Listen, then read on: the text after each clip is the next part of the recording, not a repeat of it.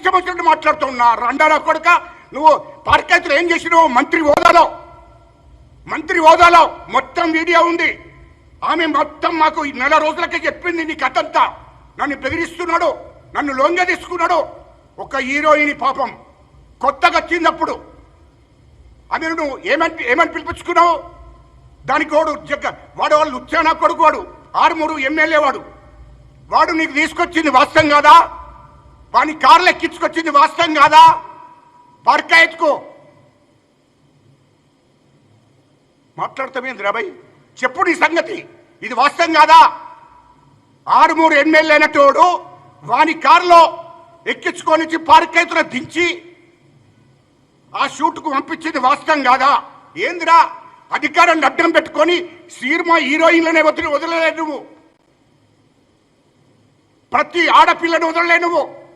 నీ సంగతి మొత్తం చరిత్ర అంతా నా దగ్గర ఉంది. నా కొడుక మొత్తం నేను తీసుకున్నాను.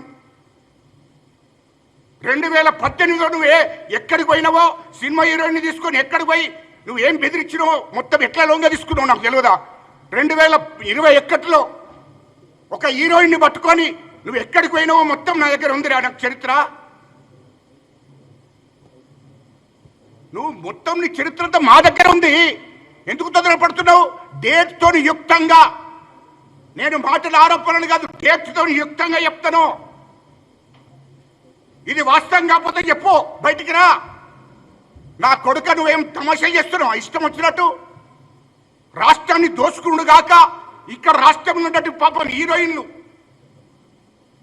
ఆడపిల్లలను కూడా నువ్వు లొంగ తీసుకున్నావు. నా కొడుక బ్లాక్మెయిల్ చేసి బెదిరించి, ఒక్కటి కాదు 2 కాదు నీ గురించి చెప్తే మీడియా ముందట ఏం తమాషా చేస్తున్నావా? Thanks for watching. Like, share and subscribe.